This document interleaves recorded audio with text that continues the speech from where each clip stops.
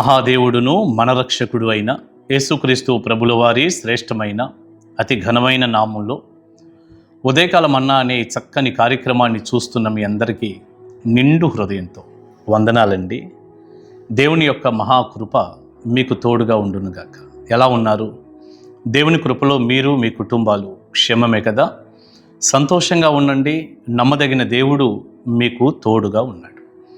పరిశుద్ధ గ్రంథంలో నుంచి ఒక అమూల్యమైనటువంటి విషయాన్ని మనం ఇలా ఆలోచన చేద్దాం. ప్రియులారా, ఈ రోజున మనం వింటున్న సందేశం ఏంటంటే, మనం ఆరాధించే దేవుడు ప్రభు అయిన యేసుక్రీస్తు వారు ప్రతిరోజు మేలు చేసే దేవుడు.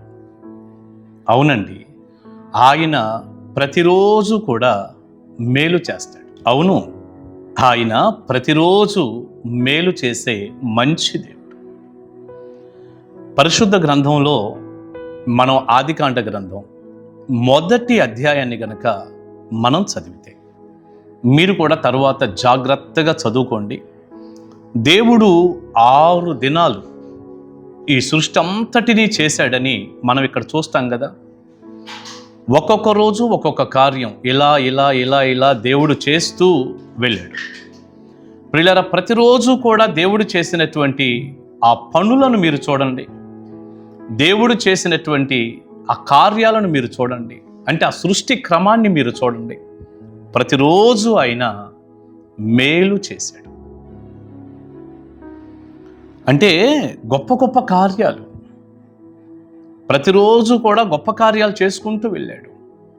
భూమి కలగాలి, ఆకాశం కలగాలి, సూర్యచంద్ర నక్షత్రాలు కలగాలి, పక్షులు, జలచరాలు, ప్రియులారా, సముద్రాన్ని భూమిని వేరు చేయటం, చీకటిని పగటిని వేరు చేయటం, ఇలా మనం ఆలోచిస్తూ పోతే 6వ రోజున ఆ మనిషిని నిర్మించటం, ఇలా మీరు 6 రోజులు అలా సృష్టి అంతా క్రమంగా మనం ఆలోచిస్తూ వెళ్తే ఎంత అద్భుతమైనటువంటి క్రమం ఆయన చేశాడో మనం చూస్తాం. అంటే ప్రతిరోజు మేలు, ప్రతిరోజు గొప్ప కార్యం, ప్రతిరోజు అద్భుత కార్యం. ఒకరోజు ఇలా చేసి ఒకరోజు అలా చేసి కాదు, ప్రతిరోజు కూడా చాలా గొప్ప కార్యాలు, అద్భుత కార్యాలు దేవుడు చేశాడు.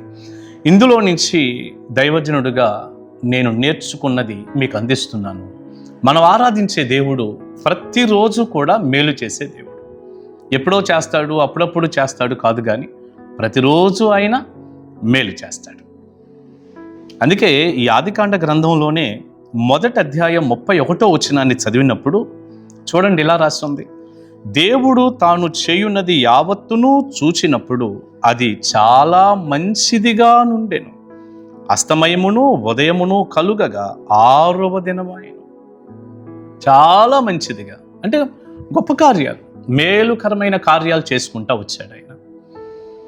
ప్రియబిడ్డ, ఈ మంచి ఉదయకాల సమయంలో, లేక నువ్వు వాక్యం వింటున్న ఈ శ్రేష్టమైన సమయంలో, ఇదిగో ఈ ఆదికాండ గ్రంథం మొదటి అధ్యాయాన్ని నా ముందు పెట్టుకొని నేను చెప్పగలను దైవజనుడిగా, అంటే ఆయన మన జీవితాల్లో ప్రతిరోజు గొప్ప కార్యాలు, ప్రతిరోజు అద్భుత కార్యాలు, ప్రతిరోజు మేలులు చేసే మంచి దేవుడు ఆయన.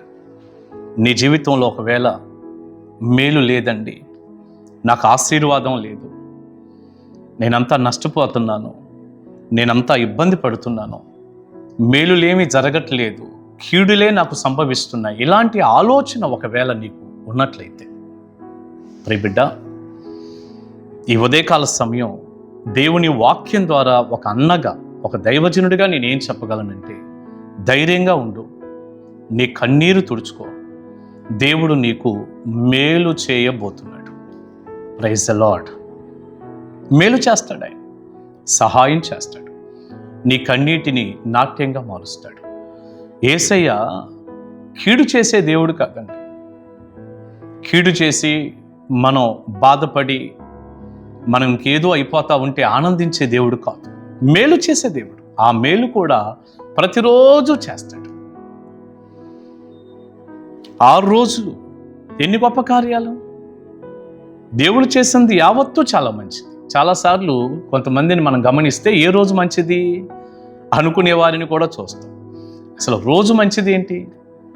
ఈరోజు మంచిది, ఈరోజు చెడ్డది అట్లా ఉంటుందా? మీరే చెప్పండి. ప్రతిరోజు దేవుడు చేసిన ప్రతిరోజు మంచిదే. ఎందుకంటే ప్రతిరోజు కూడా దేవుడు తన కార్యాలను చేస్తూనే ఉంటాడు. మీ జీవితంలో కూడా గొప్ప కార్యం చేస్తాడు. కాకపోతే మనం ఏం చేయాలి అంటే ఆయన నమ్మాలి, సృష్టికర్తను నమ్మాలి, దేవుణ్ణి నమ్మాలి, విశ్వసించాలి. మన హృదయంలో ఆయన్ని చేర్చుకోవాలి, దేవుణ్ణి ఆరాధన చేయాలి. దేవా నాకు సహాయం చేయమని ప్రభువుని ఆరాధిస్తూ అడగాలి. మనం చేయాల్సింది అంతే. మనం దేవుణ్ణి విశ్వసించకుండా, నమ్మకుండా, మనమేదో ఇష్టానుసారంగా మా ఇష్టం అండి అంటూ బ్రతికితే ఇక నేను అది ఏం జరిగిద్ది ఏంటనేది నాకు తెలియదు, కానీ నేను చెప్పలేను. మంచి అయితే కాదు. కానీ నువ్వు ప్రభువుని విశ్వసించు, ప్రభువుని నమ్ము, ఆయన మేలు చేసే గొప్ప దేవుడు. ప్రియులారా, బైబిల్ గ్రంథంలో అపోస్తుల కార్య గ్రంథం 10వ అధ్యాయానికి కనుక మనం వెళ్తే ఒక చక్కని మాట ఇలా ఉంది, మీరు చూడండి. 38వ వచనం, అపోస్తుల కార్య గ్రంథం 10వ అధ్యాయం 38వ వాక్యం నేను చదువుతున్నాను. అదేదనగా, దేవుడు నజరేయుడైన యేసును పరిశుద్ధాత్మతోనూ శక్తితోనూ అభిషేకించెను అనునదియే.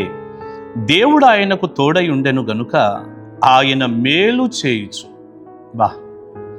ఆయన మేలు చేయుచు అపవాది చేత పీడింపబడిన వారిని అందరినీ స్వస్థపరచుచూ సంచరించాడు. మేలు చేస్తా సంచరించాడంట. అపవాది చేత పీడింపబడుతున్న వారందరినీ కూడా స్వస్థపరిచి బాగు చేశాడు. మేలు చేస్తున్నాడు, మేలు చేస్తూ సంచరించాడు. యేసయ్య 33.5 సంవత్సరాలు నజరేతులో, యెరూషలేములో జీవించాడు కదా. ఆ జీవించిన కాలం ఆయన ఏం చేశాడు అంటూ ఇదిగో పేతురు గారు రాస్తూ ఉన్నాడు, ఈ మాట చెప్తున్నాడు. ఆయన మేలు చేస్తూ సంచరించాడని. ప్రియబిడ్డ, యెహెజ్కేలు గ్రంథంలో ఉంది, మునుపటి కంటే అధికమైన మేలు నేను నీకు కలగజేస్తాను అన్నాడు దేవుడు. దేవుడు మేలు చేసే దేవుడు అండి. యేసయ్య మేలు చేసే దేవుడు. ఇదిగో లేఖనం, ఈ వాక్యం అదే చెప్తుంది. మనుషులైతే కీడు చేస్తారు, మేలు చేసిన వారికి కూడా కీడే చేస్తారు. అవసరమైతే, అయ్యో నాకు ఇంత మేలు చేశారే, నేను కూడా తగిన సమయంలో ఉపకారం చేద్దాం అనుకోరు, కీడే చేస్తారు. కానీ దేవుడు మనకి మేలు చేస్తాడు, ప్రతిరోజు మేలు చేస్తాడు. ఈరోజు కూడా మీకు మేలు జరుగునుగాక. విశ్వసించండి, నమ్మండి. సృష్టికర్త అయినటువంటి యేసయ్యకు మీ హృదయాన్ని ఇవ్వండి, ప్రార్థన చేయండి. తప్పకుండా ప్రతిరోజు మీ కుటుంబంలో మేలు జరిగింది, మేలు జరుగునుగాక. ప్రార్థన చేసుకుందాం. పరిశుద్ధుడా, ప్రేమగల తండ్రి, ఆదికాండ గ్రంథం 1వ అధ్యాయంలోనే 6 రోజులు మీరు సృష్టి క్రమాన్ని ఎలా చేశారో మేము ఆలోచించినప్పుడు ప్రతిరోజు కూడా మీరు గొప్ప కార్యాలు చేసుకుంటూ వెళ్ళారయ్యా.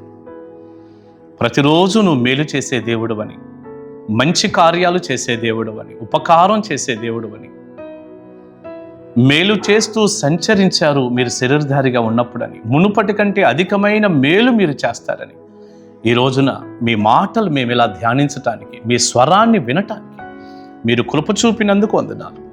ఎంతమంది బిడ్డలైతే ఈ ఉదయకాలం మీ మాటలు వింటూ నాకు మేలు లేదు, అయ్యో నా జీవితంలో ఆశీర్వాదం లేదు అని బాధపడుతున్నారు, వారందరి జీవితాల్లో మీరు మేలు చేయండి, గొప్ప కార్యం చేయండి. వారి కన్నీటిని నాట్యంగా మార్చి కృప చూపండి. మహిమ, ఘనత, ప్రభావాలు మీకు ఆరోపిస్తూ యేసు ప్రభు వారి శక్తిగల నామాన్ని ప్రార్థన మనవులు అడుగుచున్నాను తండ్రి. Amen, amen. God bless you. దేవుని కృప మీకు తోడై ఉండును గాక. కలుసుకుందాం ఉదయకాల మన్నాలో.